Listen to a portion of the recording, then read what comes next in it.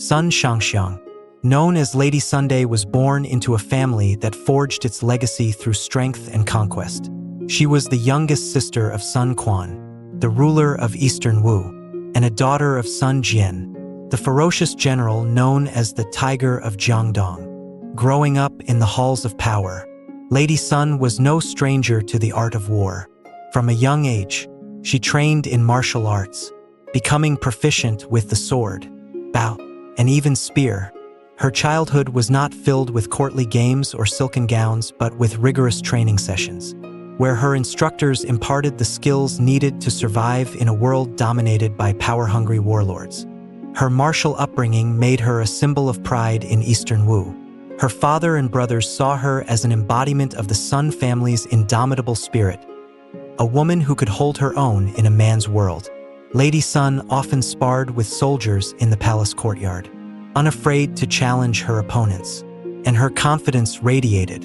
Her fierce independence and skill on the battlefield drew admiration, but also instilled a reluctance to embrace the traditional role expected of noblewomen. For Lady Sunday, freedom and honor were paramount, even as she lived under the shadows of her powerful brothers. When her brother, Sun Quan, suggested that she marry Liu Bei to solidify a political alliance between Shu and Wu, she felt torn. Lady Sun had admired tales of Liu Bei's honor and loyalty. He was a man who, despite his years of hardship, held onto a vision of justice for the people. But the idea of leaving her homeland and becoming a pawn in the intricate game of alliances troubled her. After weeks of contemplation, she agreed to the marriage, not out of love, but out of duty.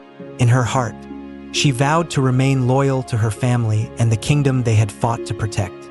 Her arrival in Shu was met with curiosity and trepidation.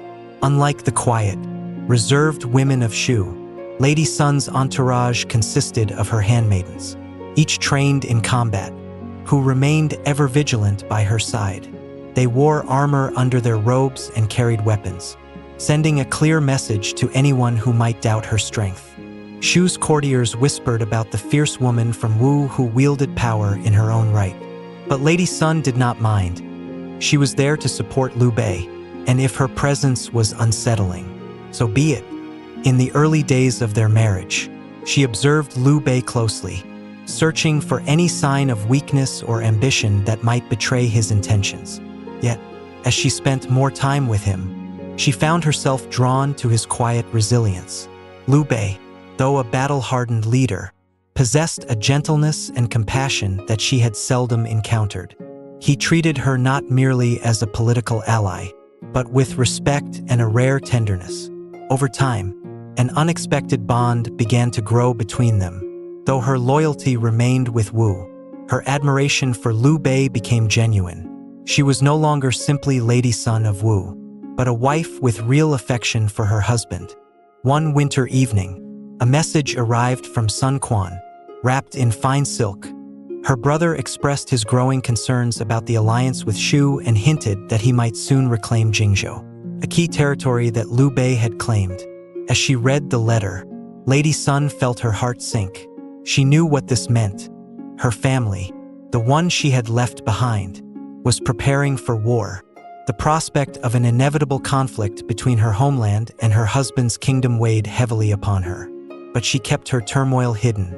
In the following weeks, she would steal away to a secluded part of the palace, where she could train in solitude. She would shoot arrows at targets, the sound of her bowstring snapping in the cold air helping her calm her mind.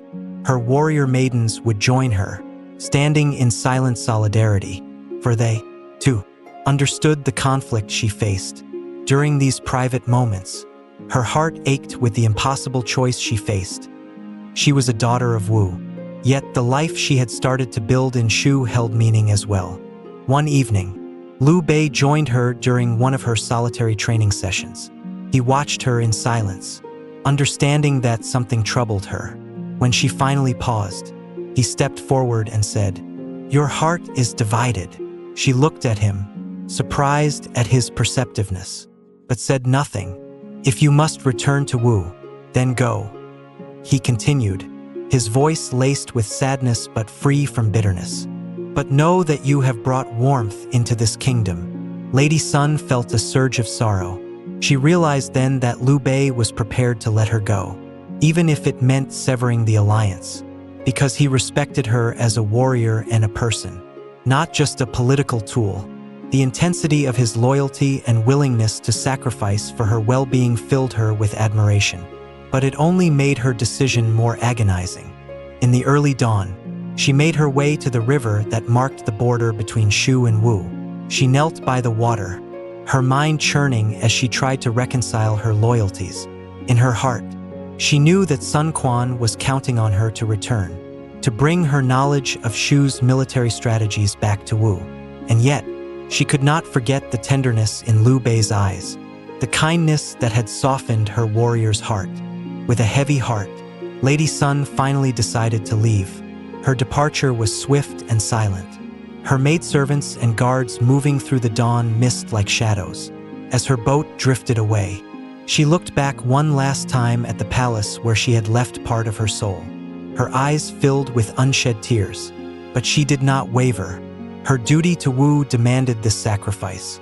Upon returning to Wu, Sun Quan welcomed her warmly, yet he sensed the change in her. Lady Sun had returned, but her spirit seemed subdued, burdened by memories of Shu and the man who had accepted her as both wife and warrior. She threw herself into the affairs of Wu, advising her brother on military matters. Yet every so often, her gaze would drift to the horizon where Shu lay, obscured by mountains and distance. Years passed, and the alliance between Shu and Wu crumbled. The battle for Jingzhou ensued, and the two kingdoms clashed in fierce skirmishes. Lady Sun watched from afar, her heart torn as she saw the destruction and lives lost to the ambitions of men. Her role as the bridge between Shu and Wu had vanished, leaving her a figure caught between two worlds that had now turned against each other.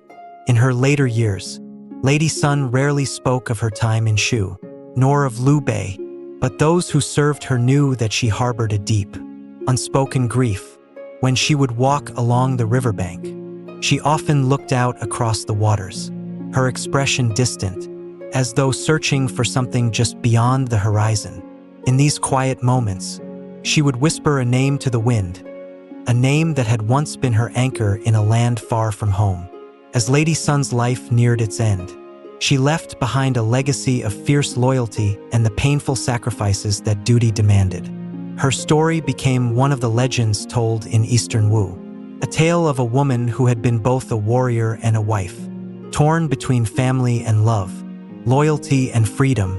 For those who knew her, Lady Sun was remembered as more than a pawn of alliances. She was a spirit as indomitable as the river that separated the lands of Shu and Wu. In the end, Lady Sun's memory endured as a poignant reminder of the silent sacrifices that shaped the destiny of kingdoms. She had loved without possession, served without ambition, and lost without bitterness. And though her life had been spent in the shadows of power, her spirit lived on as a symbol of strength, resilience, and the quiet sorrow of a woman who had given her all to two worlds, yet belonged fully to neither.